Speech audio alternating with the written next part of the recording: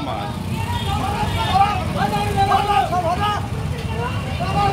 তেল ভরে দেবে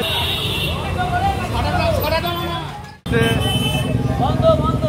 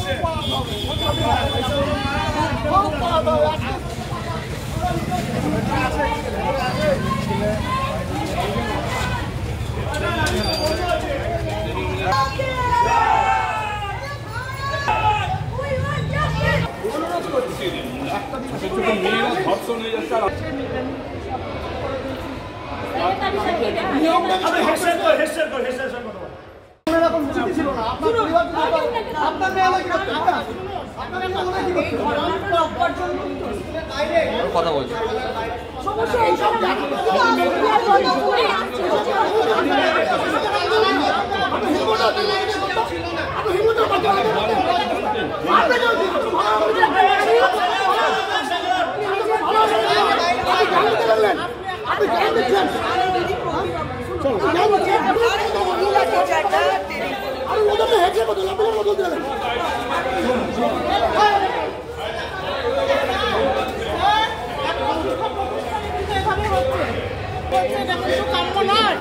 এবং আমরা রাজ্য সরকারি কর্মচারী আমাদের সরকার থেকে যা রুলস এবং আমি এখন এসে আমি কখনো বন্ধ করতে তাহলে ওনারা কোথায় ছিলেন যেখানে পাঠরত বাচ্চারা স্কুলে এসেছে তারা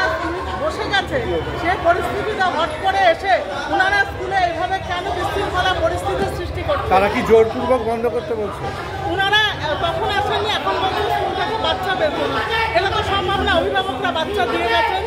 এবং তারা ছুটির সময় বাচ্চা নিতে আসবেন আমরা বাচ্চাদের কোন নিরাপত্তা একা ছেড়ে দেবো তার মধ্যে পড়লাম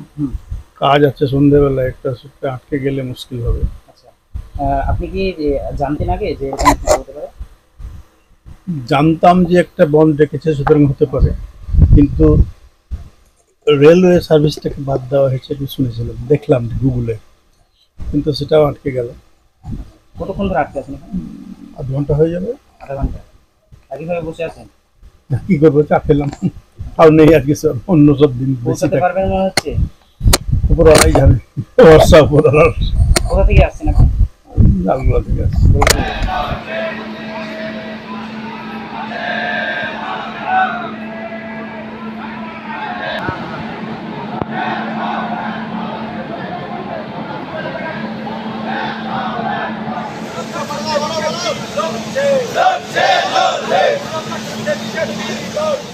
জবাব তোমায় দিতে হবে আরে জবাব তোমায় দিতে হবে নইলে গদি ছাড়তে হবে দফা এক দাবি এক দফা এক দাবি গতকাল পুলিশের চিকিৎসকদের বলানি চালু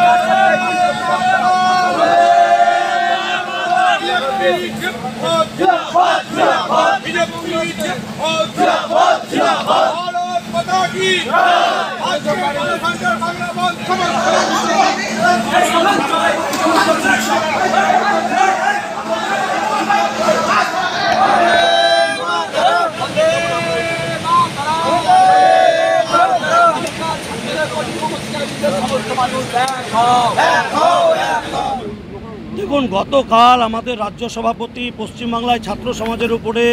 যে পুলিশি অত্যাচার হয়েছে এবং আরজি করের যে ডাক্তার করা হয়েছে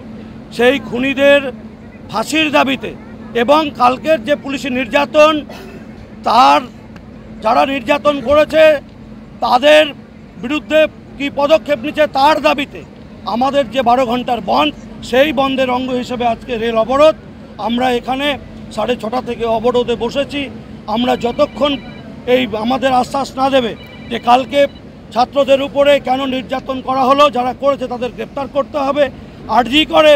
যারা ডাক্তারকে ধর্ষণ করে খুন করেছে তাদেরকে যতক্ষণ না ফাঁসিতে ঝোলাবে, যতক্ষণ না পুলিশ প্রশাসনের কাছ থেকে আশ্বাস পাবো, ততক্ষণ অবরোধ চলবে। জনগণকে আমি ধন্যবাদ জানাই, ভারতীয় জনতা পার্টির কার্যকর্তার থেকেও আমি অতি বেশি ধন্যবাদ জানাবো সাধারণ মানুষ যারা আজকে মাঠে নেমেছে। আজকে সেই কারণে প্রত্যেকটা জায়গায় আমরা আপিল করেছি, জোরহাট করে অনুরোধ করেছি, যেখানে যেখানে খোলা ছিল তারাও কিন্তু আমাদের কথা শুনেছে, তারাও বন্ধ করেছে। সেই কারণে আজ আমরা এখানে ডিএম অফিসে এসেছি। আমি আশা রাখবো আমাদের সম্মানীয় ডিএম সাহেবের নিশ্চয়ই তার পরিবারে মা বোন ছেলে মেয়ে আছে এবং তার আধিকারিক এসডিও, তার অফিসে আরও যারা স্টাফ যারা আছেন তাদের পরিবারে মা বোনরা আছে। সেই কারণে এটা মা বোনদের ইজ্জতের লড়াই। এটা বাংলায় যেভাবে আর্যিকর যে ঘটনা ঘটেছে, দ্বিতীয়বার যাতে আর্যিকর না ঘটে, এটা আমার কথা নয়, এটা কোর্ট অর্ডার দিয়েছে যে আর দ্বিতীয়বার কোনো ধর্ষণের জন্য অপেক্ষা করা যাবে না। সেই কারণে আমি জোরহাট করে অনুরোধ করছি, আপনার অফিস কাছারি বন্ধ রাখুন, এই বন্ধটাকে সফল করুন। 100% সফল। আমরা ভাবতে পারিনি যে স্ট্রিট ফুডগুলো বন্ধ রাখবে, তারাও বলছে দাদা আপনারা আসতে হবে না, আমরা এমনিতেই বন্ধ করে দিচ্ছি।